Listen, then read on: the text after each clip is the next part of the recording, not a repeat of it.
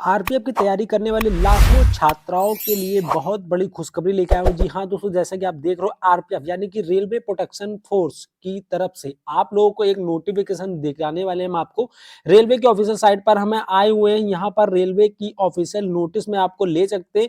जैसा कि आपको पता है कि रेलवे प्रोटेक्शन फोर्स हाल ही में मैंने एक वीडियोस अपलोड की थी कि आप लोग के लिए जल्द ही, बहुत ही जल्द रेलवे में रेलवे प्रोटेक्शन फोर्स यानी कि आरपीएफ की वैकेंसी को देखने को मिलेगा। आपको मैं बता दूं 2 तारीख को भी यहाँ पर आप नोटिस देख सकते हो।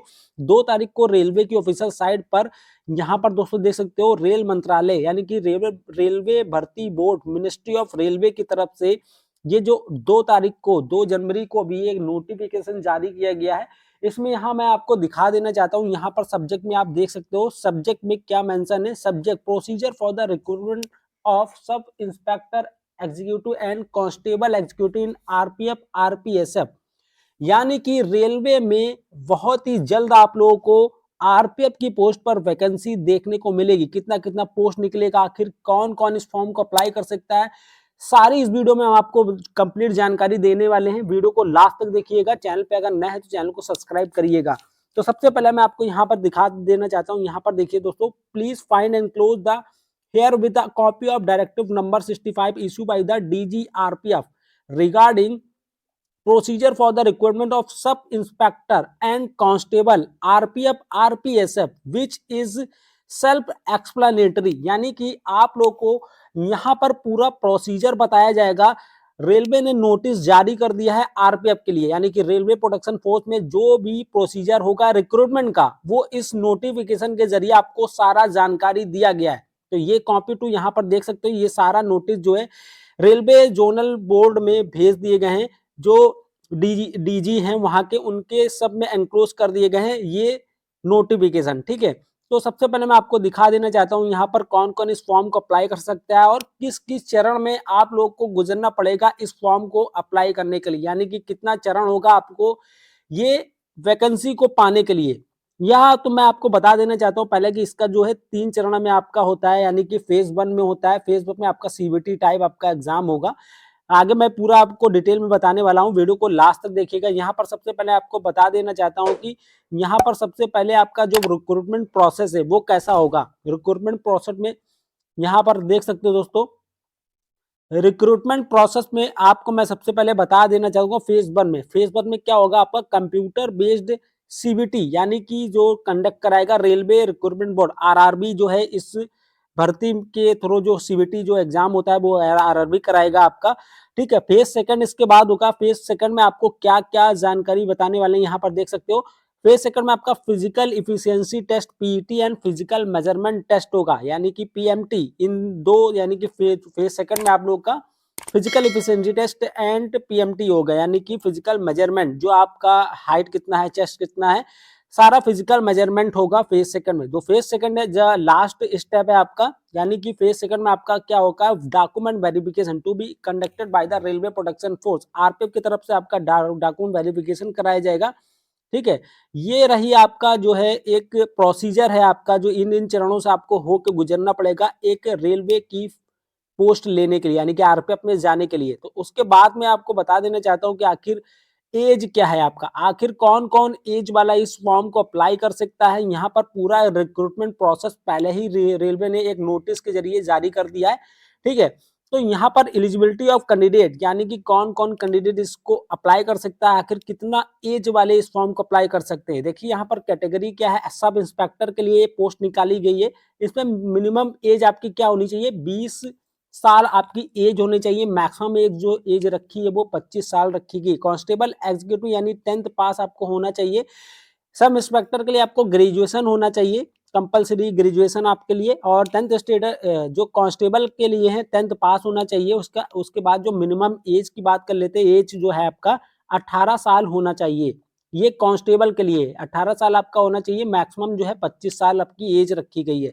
ये रहा। बाकी जो है एज में रिलैक्सेशन के लिए as per the government rule यहाँ पर देख सकते हो, SC ST जो है, SC ST वालों को 5 साल के लिए छूट दी जाएगी और ओबीसी कैंडिडेट को 3 साल की। बाकी UR EWS जो है 5 year. candidate who had the ordinarily been domiciled in the Union Territory of Jammu and Kashmir and Ladakh during the period 1 January 1980 to 31 दिसंबर 1989।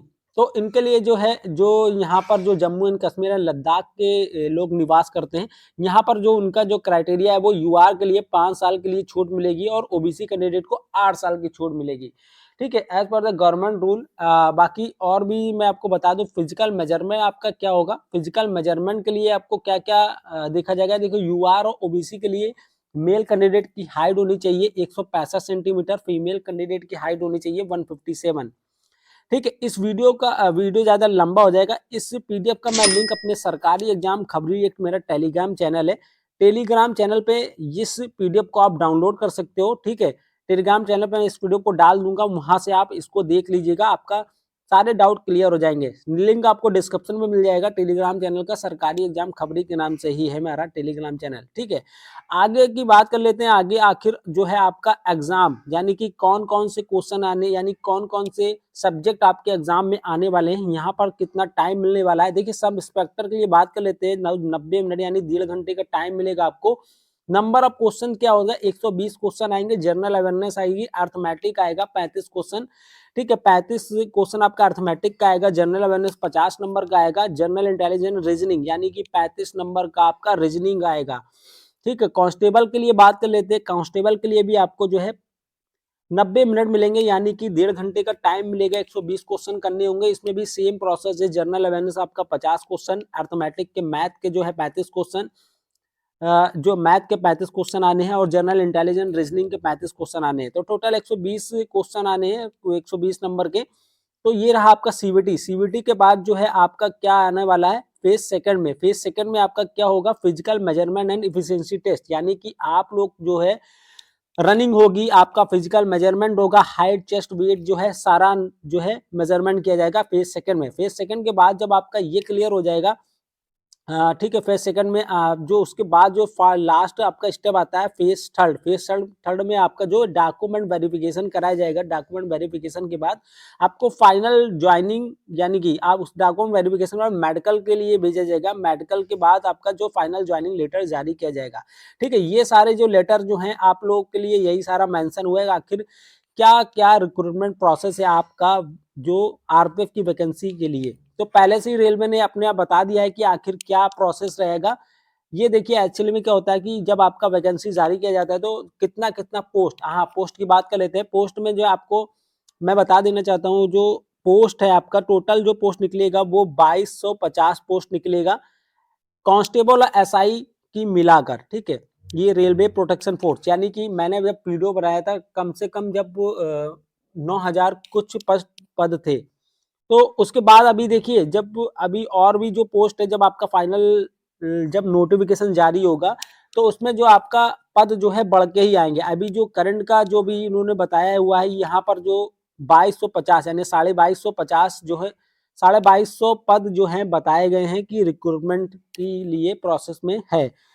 बाकी अभी जब फाइनल नोटिफिकेशन आएगा तो आई थिंक कि आपका नोटिफिकेशन जो है उसमें पद बढ़ के ही आएंगे। कम से कम 10,000 पोस्ट पर जो है आरपीएफ की वैकेंसी आनी थी। में रहिए, और जैसे ही नोटिफिकेशन जारी होता है आप लोग के वैकेंसी के लिए तो चैनल के टच में रहिएगा। और हमारे टेलीग्राम चैनल पे अगर इस पीडीएफ को चाहिए तो टेलीग्राम चैनल का लिंक आपको डिस्क्रिप्शन में मिल जाएगा। बाकी और कोई कमेंट हो तो कमेंट जरूर करिएगा। मिलते हैं किसी नेक्स्ट वीडियो में किसी नेक्स्ट अपडेट के साथ। तब तक कीप स्टडीइंग, कीप वॉचिंग सरकारी एग्जाम खबरी। जय हिंद, जय भारत।